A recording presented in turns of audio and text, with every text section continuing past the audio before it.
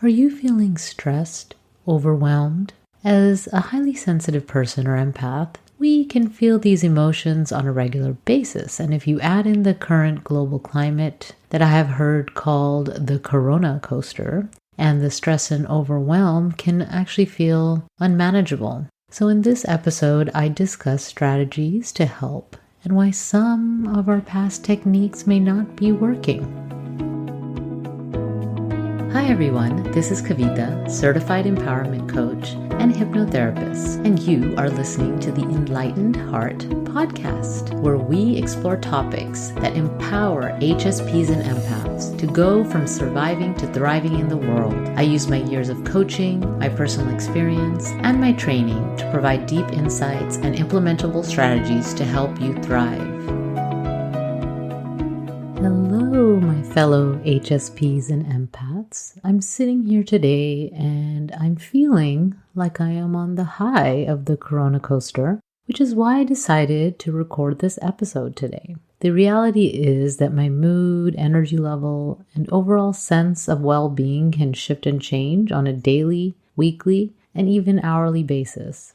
And it's actually normal to have fluctuations in mood as an HSP or empath, or even just as a human being, actually. But what happens when we have a global pandemic, collective trauma caused by the loss of life, jobs, businesses, loved ones, all the natural disasters that have been happening, all the divisiveness if you live in the US, and then you add that to our own personal struggles? What happens, as you can imagine, is what people have called the corona coaster. And this can feel even more like a roller coaster for us as HSPs and empaths, because one of our traits is that we feel things differently. So anxiety, stress, overwhelm, feeling like it's too much, wondering, when will this end? With the hope that when it's over, there will be some relief.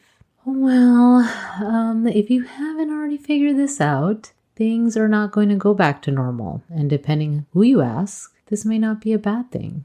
Things, the way they were functioning, were not working for everyone. And a lot of the spiritual teachers that I follow keep saying that this is a big shift in consciousness, a big change. So what I've been noticing overall on the individual level is what has been hidden is rising to the surface.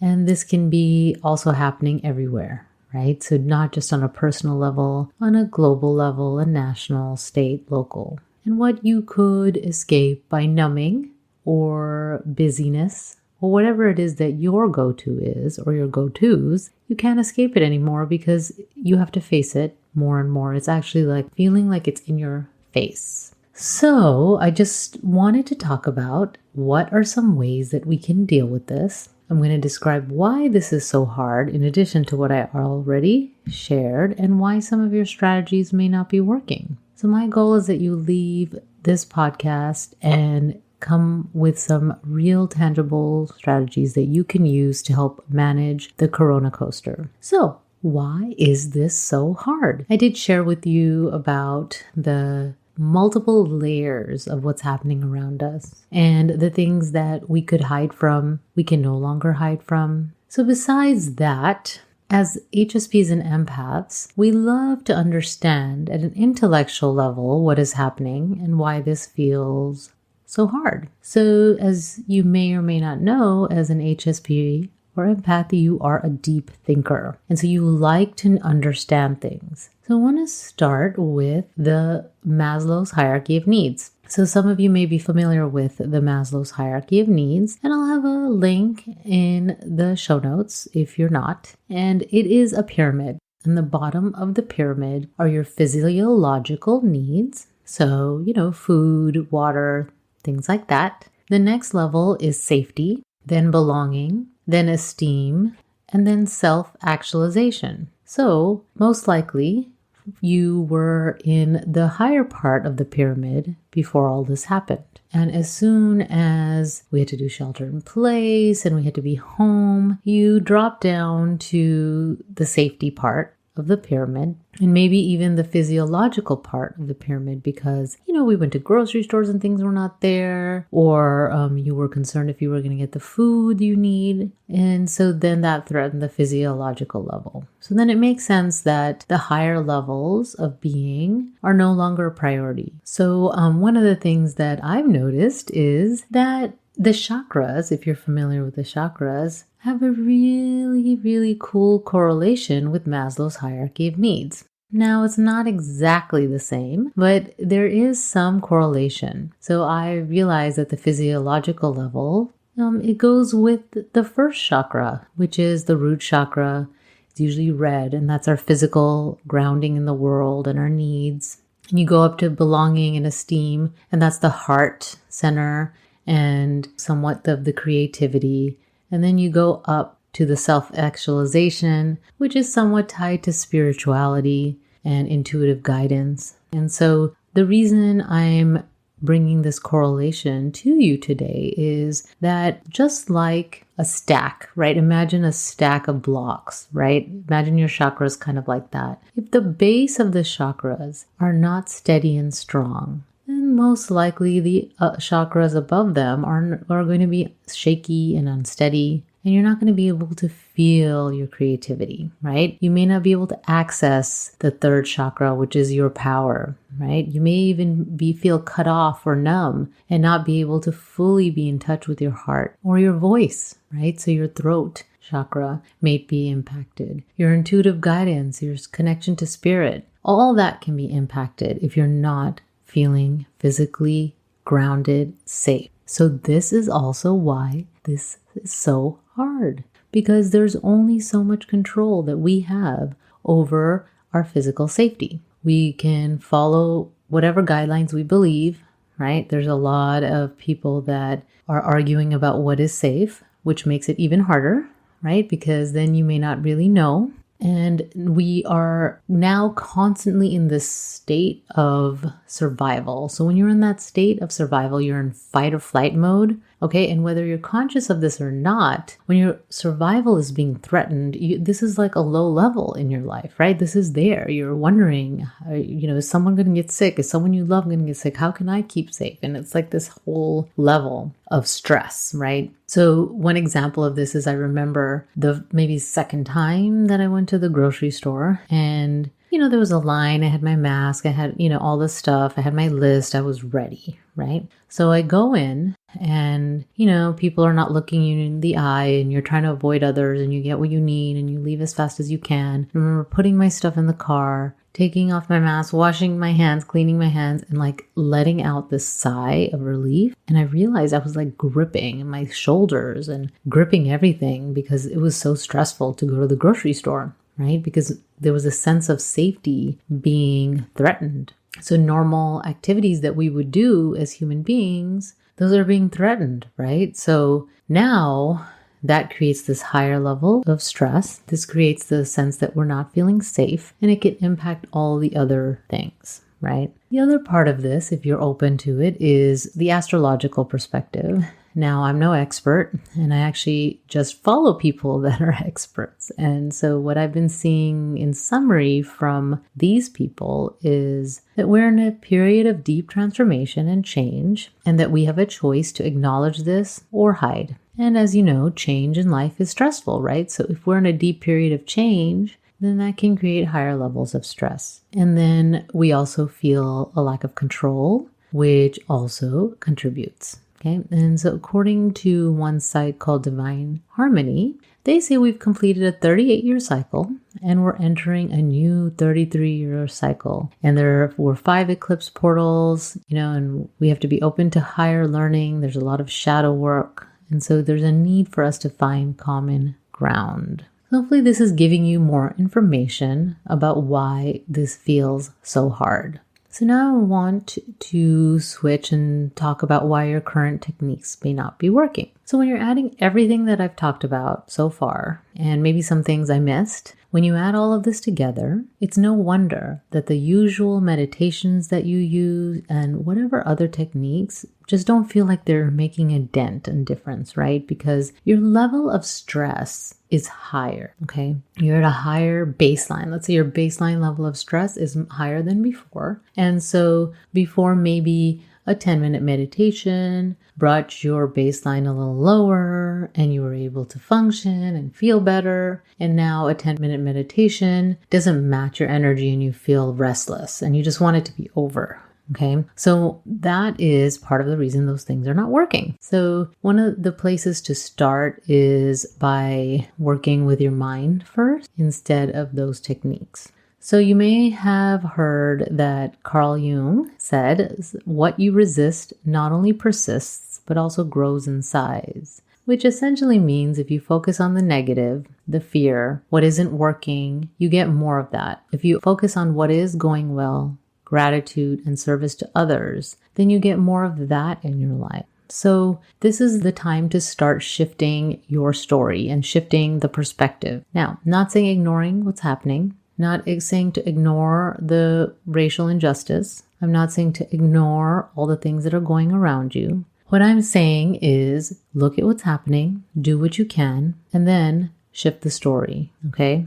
Instead of saying something like, when is this going to be over? I'm just going to hide and I want this to be done. When you hear something, an event, hear a story or a memory, these things have to go through your brain to be processed before you can perceive it. So, if the lens that you're looking at or looking through, let's say, is one that is colored with negativity, it is colored with things suck, right? What are you focusing on? What is the lens that you're looking on? And what are you resisting? As Carl Jung said, that's what's going to persist, that's going to grow. So be honest with yourself. Be truly honest and say to yourself, what have you been resisting? And then that's persisting. Be honest with yourself and say what it is that you're resisting. So in order to work on your perspective about the events and pay attention to the stories that you're telling yourself daily or hourly, what are you saying in the discussions with friends, family, and others? What are you saying on social media?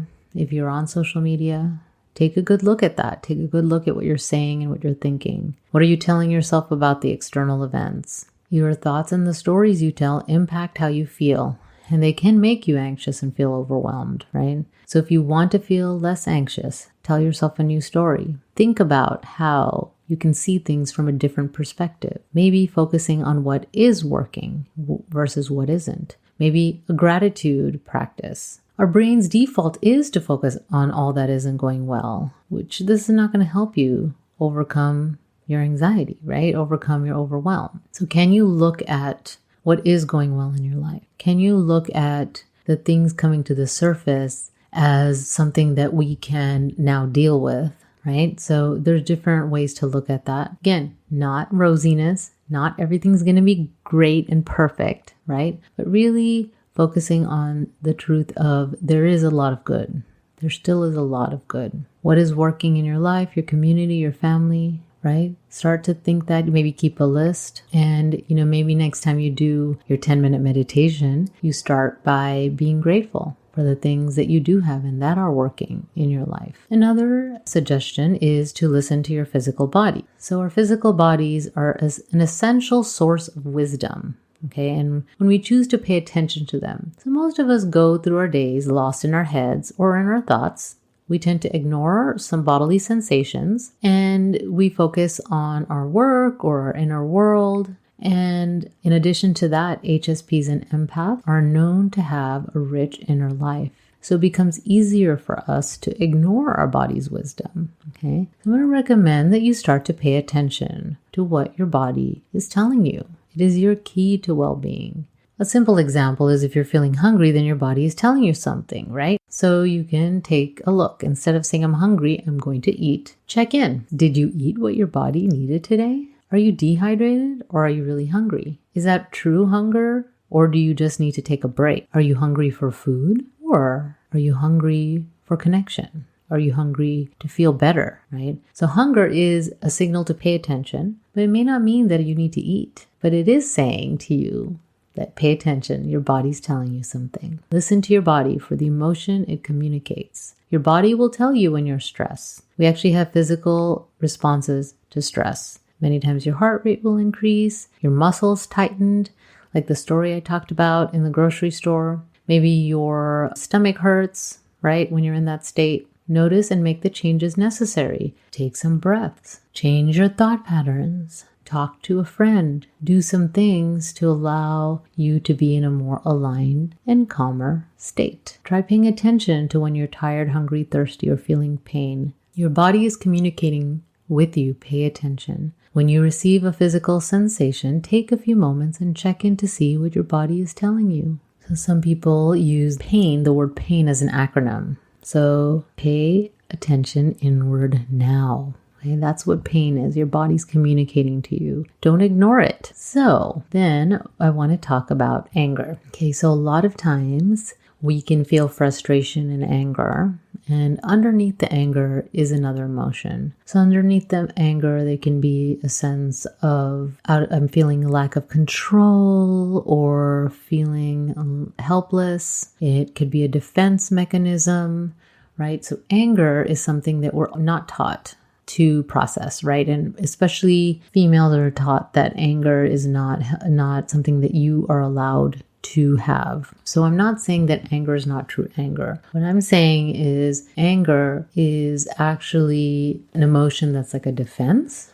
right? And there can be some other underlying emotions underneath the anger. So if you're feeling like irritable, I'm not talking about rageful, right? I'm talking about like that's irritation, you have this pent up anger, frustration. You can actually use your body, right? Use the kinesthetic to help release the anger. And if you're not sure how to do this, I'm going to go through a list of some things that you can do to process this and release it from your body, okay? So first, notice that you're angry, irritable, frustrated, right? And one of the things is you can throw things in a safe way, right? So what if you went outside where no one will get hurt and threw some stuffed animals, right? And threw your frustration into them. Stuffed animals against your fence safely, please, okay? Or if you went to a place that, those tennis courts that have a wall that you can practice, like maybe you just threw the ball back and forth on the wall and imagine that your stress and tension was going into that ball and leaving your body, right? So whatever you do, imagine, using your brain that you imagine the anger is being thrown out of your body, okay? Another suggestion is to scream. Okay, so of course I'm going to recommend you scream in an empty room, not direct the scream at anyone else, because this is not meant for you to take your anger out on someone else. It's to get that frustration out of your body, right? So that's what I'm talking about. Some people will punch a pillow, right? Imagine again that the anger is leaving their body. They can stomp their feet, right? It's actually stomping that out. Doing some physical exercise, right? Going for a run, cycling, and like that kind of repetitive exercise, right? And imagine as you're engaging in that stress, that worry is leaving your body. And so once you release that initial emotion of anger, maybe you'll notice something else underneath, right? It might be disappointment or hurt. Okay, then you can start to work with that emotion. Another suggestion is using some essential oils, right? So as an HSP and empath, you can use your sensitivity to your advantage, right? So essential oils are not a substitute for everything, okay? But they can be like a supportive thing for you, right? So, one of my favorite ones that I can suggest is lavender, right? If you can find a good quality lavender or chamomile, that helps with the calming. I love any kind of grounding blend. I use that, especially these days, every day, right? All I'm saying is find a good quality one that you're okay putting onto your body, right? And what you're okay breathing in, because we don't want to add more stress or add more toxins to our body. Okay, you can diffuse it in your room. You can, if it's safe, you can wear it like a perfume. And some of them are labeled as safe to ingest. Just don't overdo anything, right? So it's all about just doing a little bit to help support. And one last suggestion is to access and channel your creativity. So your default when you're not feeling great, when you're feeling stressed, might be just maybe it's to numb with food or use alcohol or some other things like TV or Who knows, right? What if instead you used that and creatively expressed what you were feeling, the frustration you're feeling, right? And it doesn't matter what the result of your creativity is. You can do things like draw, paint, color, make a collage, be creative. Play with the medium that you choose. Don't worry about the end result. Use the creative tool to have fun and to release the emotions from your body. Okay. So according to Dr. Gabor Mate,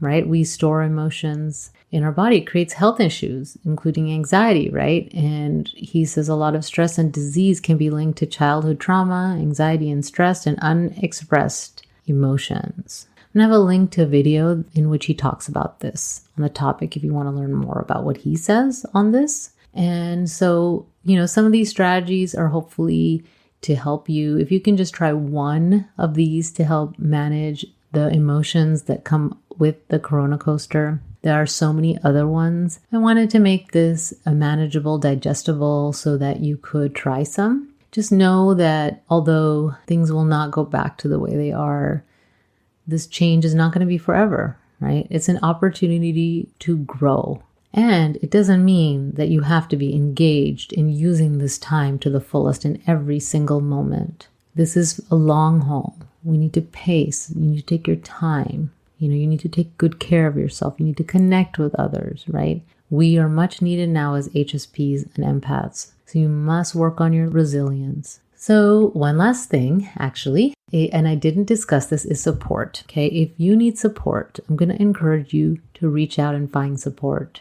Choose to invest in your mental health, right? So there are so many options out there. You can look and see who you connect with. That's what my main suggestion for you is that whatever you choose to work with someone, choose to receive support from someone that you really feel connected with, okay, where you feel heard. And if you would like to find out about working with me, I do a free 30-minute clarity session, okay, where we'll discuss where you need support, what can help, and whether working together is a good fit. And that link will be available in the show notes. So whether it's me or someone else, having support is essential. Until next time, this is Kavita with the Enlightened Heart. We will dive deeper into the impact that being an HSP or empath can have on your life. Remember, you were designed this way on purpose by Divine. If you have questions or challenges you want me to discuss on this podcast, you can email me at kavitalifecoach@gmail.com. Be well and take good care.